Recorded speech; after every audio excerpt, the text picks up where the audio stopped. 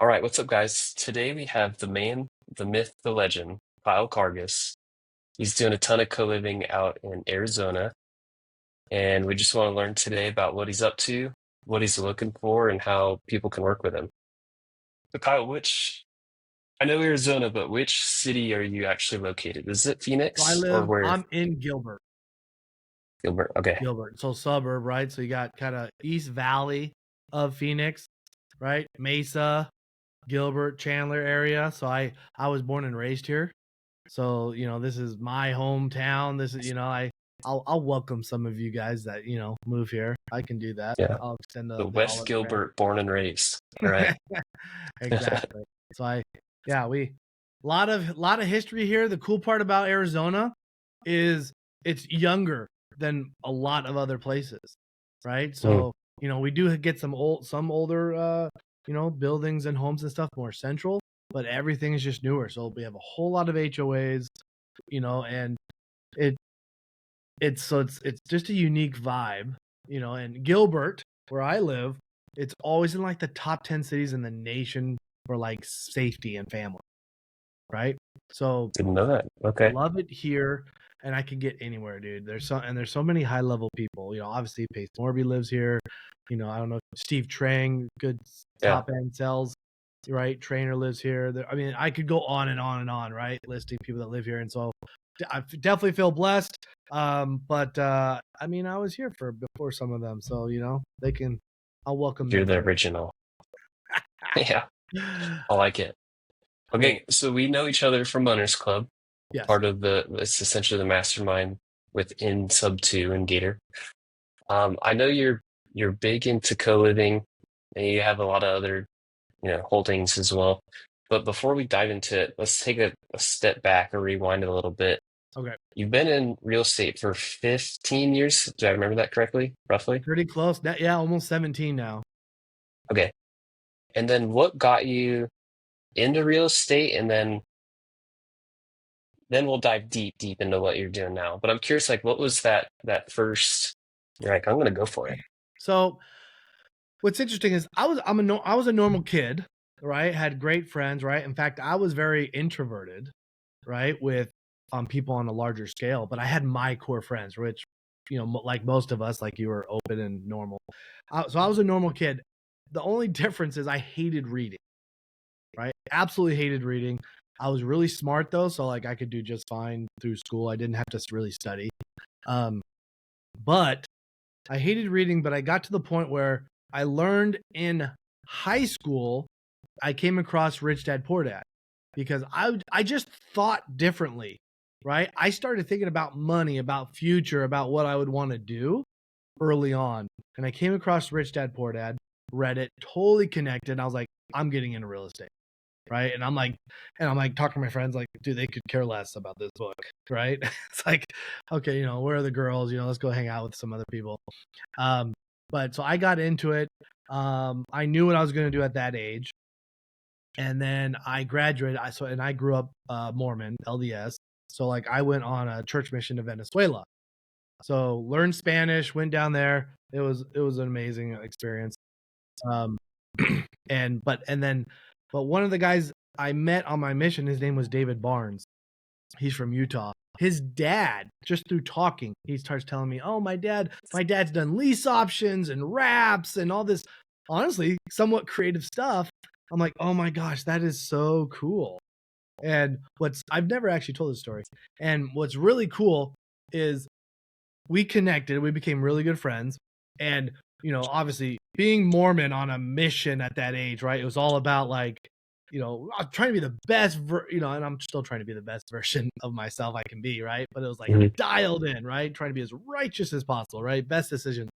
And we're like, okay, how do we, how do we make sure, we're making the right decisions going forward? And we were talking about coming home from our missions and meeting girls and all this stuff. We're like, okay, we wrote up a contract. We wrote up a contract, and it was like, okay, we're not gonna take girls to our room. We're not like we made up all the like these kind of rules to kind of keep us safe. And make good choices. And the contract was really cool.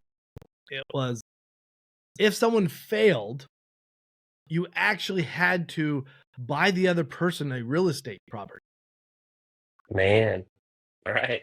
right? And so that Yeah. was I went on my mission at 19, so that was like 20, almost 21 years old, right? And so we had signed this contract that we were gonna like, and it specified in there like this has to be like a $350 a month cash flowing property, like it was kind of cool. So you can see like at that stage, like I just thought a little differently, right? Than I feel like most people were. I came home, I bought a house by the time I was 23, right? Saved up, bought my first house. I house hacked, didn't know really what I was doing. Bought my first house, rented out all the rooms to a bunch of friends, had a good time. Man, I was making decent money, right? Because I wasn't really paying for, most of my living expenses. Those times when rooms would be vacant and I didn't even care, you know. Um, Life was really good. Met my wife, got married, and kicked everybody out, So Yeah. story quickly changed. But that first house I actually bought in 2007, and that was right before the Great Recession. Okay, Yeah. so my first house I bought, I ended up short selling because I bought it Mm. I bought that house for $230,000 in 2007. And when I sold it in 2008, 2009, for 115,000, Wow. right? Massive, massive drop, right? So I was like, gosh, and I remember thinking, I'm like, oh, is this what real estate's like gonna be like? Yeah. Like, what the heck? So long story short, my mindset though, one thing I am good at is my mindset and pushing me forward and drive. So that wasn't going to stop me, right? So short sold that, but was married very quickly by 2010 or 11. Like bought another first house with the plan for it to being our first rental once after so we moved in as a primary. So then kind of fast forward, you started buying homes as our primary residence and renting out, right, the previous home. So started Yeah. adding rentals to the portfolio, quickly do the math, realize this is going to take forever for me to actually get out of the rat race, right? Yeah. And sold a bunch of them, capitalized, and started flipping houses. So what most people know me now for most of my investing career, most people know me as a house flipper, right? Because ever since then, here in Phoenix, been flipping houses, still flip houses, looking for more houses. Someone in sub two just reached out to me today. I'm walking a house in Mesa. In fact, I already texted him, said I'll take it. Right. So looking to buy more flips, but been flipping for a long time. We've added a bunch of different rentals. We've done Airbnb, midterms, everything. But now, yeah, joined, paid tons of coaches along the way. I even hired a seller finance coach 13 years ago, right? Learned seller financing, not sub two. Obviously joined sub two community like 2.5, almost 3 years ago, I want to say now. And added sub two to the tool belt. And so now, oh my gosh, now that you can leverage like this piece and that piece and connect it, has been fantastic. So now, yeah, we do a bunch of co-living or rent by the room. We're buying heavily in that. So I need to be buying 20 to 25 houses this year in Phoenix with co-living, and Atlanta. We're also really focusing there. And that's Those are our the two two markets. markets. Those are the two markets. We do in about 8 markets, but those are the two Yeah. like that's really where I want to be buying. If a good deal, we own some in, North and South Carolina. I own houses in Tennessee, and then on the west side it'd be Idaho, Utah, Nevada. So we kind of have two Yeah. sections of the country that we do. So just some ballpark figures. What is your average net on your co-living properties, like, per month? Okay. So my average is probably $1,200 to $1,500 a month. Minimum when I look at a deal, I like to get 8 bedrooms in a house. If I can get more, great. I think that sets me different than some people. Some people are okay with 7, sometimes even 6. I just have a harder time really making those cash flow, and I'm like, the return on Yeah. my investment is just Same. tough. And I'm like, I don't feel like I'm helping enough people. I don't feel like, et cetera. So like, I'm just looking for better deals. Here's the hardest part. Here's an interesting thing. There's two ways in my mind to buy co-living. You can get funding from all sorts of stuff, but either you buy it creatively or you go find a good cash deal, right? And then you have to put long-term financing in, right? And they both can work, but it's a trade.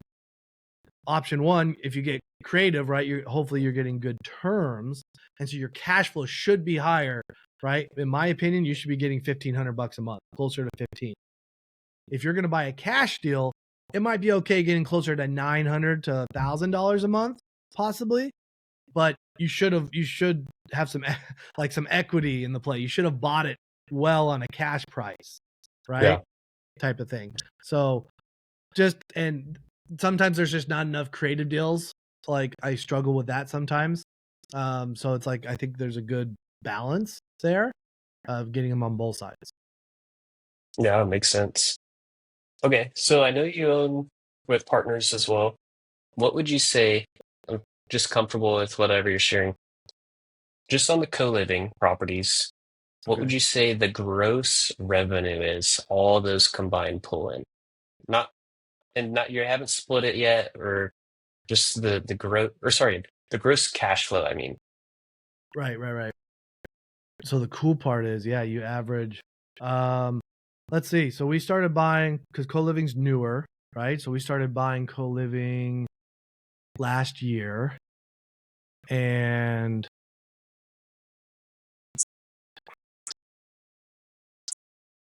honestly, it's probably like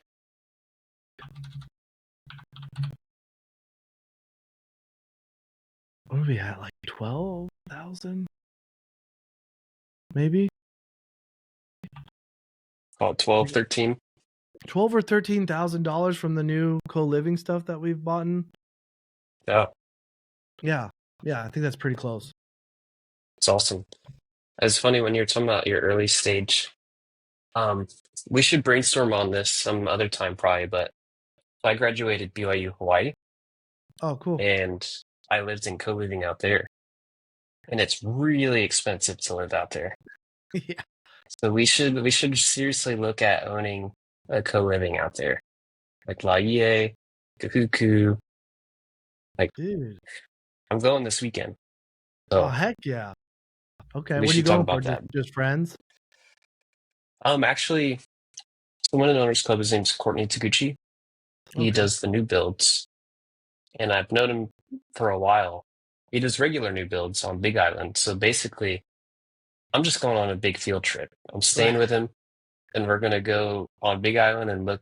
I'm gonna learn like what he does, how he does it, why he does it, with who, like all that. Love Because I it. would like to apply some of that to new build co-living. I know there's people that do the cookie cutter style, but I would like to know all the little moving pieces so I can evaluate who we hire to do it better. Yeah. So I think that's yeah, a unique strategy that I think is going to grow as well in the co-living yeah, space, right? Is I think there's so much need for it, and obviously some of the biggest obstacle is the conversion, right? To yeah, retrofit some of these other houses, right? To make them work. That if you can just build them with some of that stuff in mind from the beginning, right? yeah, And I actually really like that model.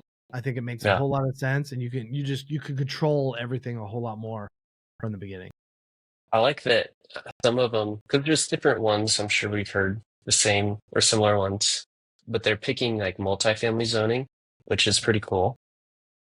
Um, we're entertaining a few, so we'll see which one we pull the trigger on. But a couple questions regarding scaling. So it's like you have all these properties. Hmm. Let's say you're going to buy this one in Mesa. Okay. What does your team look like that is allowing you to continue to buy? It's giving you this time right here to even do a podcast. Like, what is a rough draft of your org chart? So way smaller than people think. Okay. Um, Lean and I've mean? always I've meaning so one people should know that I am trying to change something about myself actually in regards to this is a great question. because for 15 years, I didn't partner with a soul. All Hmm. my real estate investing, it was just me. I would hire general contractors and stuff, right? But no partnerships. And I'm happy with the results. But I just think things could have been so much bigger and better. And I'm having so much more fun getting to know everybody, right? Connecting and partnering and whatnot. So now my team and my company is growing, right? So now, we have multiple virtual assistants, right? That do a whole lot of admin work because I realized, okay, and I'm not a huge admin person, but having them do a lot of that, like I was forced to do that, and I chose to do that by default, right? Because that's how I always did it. So it's like unloading that stuff. So we have multiple admin or multiple virtual assistants. So that's a big chunk of my business, and they can actually do a lot. Okay. Yeah. People have had a lot of problems. Like I'll talk to people about virtual assistants, and there's mixed reviews out there, right? Like, oh my gosh, virtual assistants, and like completely going away. I do think there's a change happening, right? Obviously with AI and all that. And to me, it's like, okay, I can have AI help me out a lot or a virtual assistant. But most and here's the truth about virtual assistants and stuff, in my opinion. When they haven't worked out for people, it's your own fault. Yeah. 99% of the time, it's your own fault. They did not work out for me initially, and I had to put on my big boy pants and grow up, right? I had to Yeah. mature. I had to become the boss that I needed to be, right? And so we have virtual assistants like that. Almost everyone I hire outside of that, right, is a third party. So almost always it's multiple GCs, right, different contractors, right. Even on our How about um, property management? on property management, right. So going into the co-livings and other property managements, I have quite a few different property management companies that just run them for me. So when I first started, I was like, oh, I'm just going to do all this myself and I'm going to hire an assistant to just kind of handle it all. That was my idea. And I didn't run far enough with that. I debate sometimes on still going back to that model. Um, but what really happened is as I grew, I did self manage and then I just started putting property management companies into play. Um, Even our co Mm. living, we initially did pad splits because we didn't want to reinvent the wheel. And I'm grateful for them. And I would still consider using them in some cases. But most of the time now we're doing just co-living and I don't self-manage as in it's me, but I'll hire out like here in Phoenix, Stephen Hunt, right, is doing some of my properties, both normal rentals and some other stuff. And he's going to be taking on some of my co-living properties.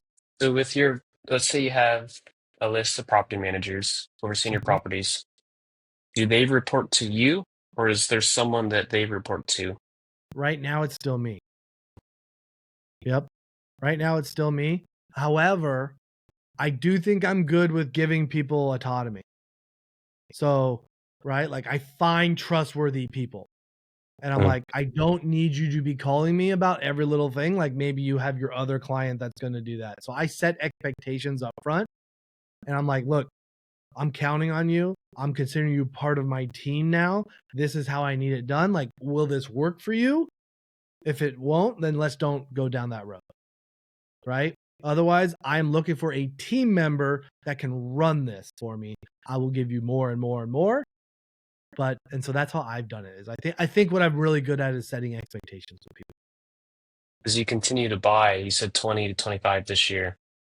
Do you plan on having, not a, doesn't matter what the title is, I guess, maybe it's asset manager or something like that, where all these property managers report to eventually, or what do you foresee like in the next year or two? Yeah, so the vision I think is that there's actually several new hires. I just hired somebody else this week. But so my plan is to I will be hiring probably in the next 12 months an operator to come in that will take even more out of what I'm doing. Um I need to be honest, I even need a new lead manager and yes, and basically an asset manager. Right now, um it's not it's not as hard once you if you get the right people in place to not have an asset manager until you get crazy, crazy big, right? Yeah. In all honesty, you can manage it if you can leverage the right people. But I do think as we do this, um, I think here's the biggest question, and not just Stephen Hunt, but other property managers. If I set the expectations properly and they do it right, and I bring on more and more, just by me bringing on one more onto their team, if they handle it properly, that doesn't put more work on me, right? Like, it puts more work on them, but they're making more money in exchange, right? Yeah. So in all honesty, like if I keep doing it that way, I could do a lot more actually without even doing an asset manager. But I do think, I bet you I have an asset manager in the next 24 months. So this reminds me, in Owners Club, we um, Pace created essentially within Sub 2 the opportunity to orbit. And by orbit, like intern for people in Owners Club. So if someone that is listening to this, they're like, man, I really want to orbit for Kyle. What would that possible position look like? Was it lead manager, or what was the most urgent orbit type role if you did one? Great question. I think there's two that come to mind immediately. One would be more the lead management role, right? I think lead manager someone could come in, learn how to do that role, and lead our virtual assistants. And we have other kind of sub 2 members that come in, and make calls and whatnot to set up appointments. And they could kind of run more of that and manage everything. The second thing would be on the fix and flip side. Okay. So I already have someone that underwrites cash deals and whatnot, right, as they come in to do that. But I would want them, like, they might still take over that, but it's more of a project manager, right, Yeah. type of role. And I guess that's almost asset manager-ish, right, to where it's like, okay, underwriting the deals. So basically it's extracting me more out of the process, right? I would love to get to, I don't need to know all the details about all the houses and make all the decisions about what we're doing, right? Yeah. So I think someone could come into my business, maybe come into that sphere, learn about how more of that's going, and take on some of that. Cool. And if someone wants to reach out to you about that, what's the best way? Like Instagram, Facebook? I would say Instagram over Facebook for sure, and just be at the Kyle Karges on Instagram. They can find me on YouTube, just at Kyle Karges as well. We put out a lot of content that way. Every week we're posting at least one, YouTube video. Both we do some podcast series, like an educational teaching, but some of my videos are going to these fix and flips. So if they're interested in that, or managing VAs, all the different aspects that kind of we've touched on today, we try to touch on those through our YouTube channel as well. Nice. Well, cool, man. I guess the last question I have really is, someone that wants to get their first co-living deal. Yep. What is your best advice to them? Is it working with you? Is it bird dogging? Like all these different cheat codes? What in your opinion is the best way to get that first one? Dude, I love this. I got a text yesterday that I'm responding to today. I did the co-living Zoom, right? There's a meeting at weekly that a group of us get on, and I was leading that. And after doing that, I get this text yesterday of someone that visited, and they're like, "Oh my gosh, I want to get started. I want to do my first co-living Zoom, or find my first co-living. How would I do that?" So same exact question. 100% get around somebody else that's already doing co-living. Stop reinventing the wheel. Guys, trust me. I reinvented the wheel for 15 years. Did I do anything that someone else has not already done before? No, I did not. I just chose to learn it the hard way and get it figured out. Things are going way faster with other people.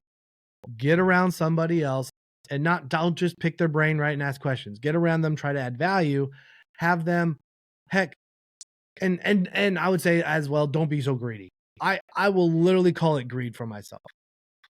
I was greedy, not giving up some ownership, giving up any of that. So short-sighted. It is crazy how short-sighted I was. And I would get with someone. I wouldn't even care if I got ownership on my first deal, but I would, hopefully my idea is, I don't care what I have to do, get me somewhere between 5, 10%, 25%, whatever percentage I could get of that property, and just either give them a lead, do something, I don't care, and just go through the process And now there is something mentally about being able to say, I own a co-living. I Yeah, have it's one. different. I've done it. It feels different. And now on to the next. Awesome. All right, guys. Kyle Karges. And then you said the best way is Instagram at the Kyle Karges, right? Yep, at the Kyle Karges. You got it. Perfect. We'll have to do a follow-up when I'm in Arizona. Maybe we can check out one of your properties. Oh, 100%. I love that. It's so much fun. Awesome. Well, thanks for joining, man.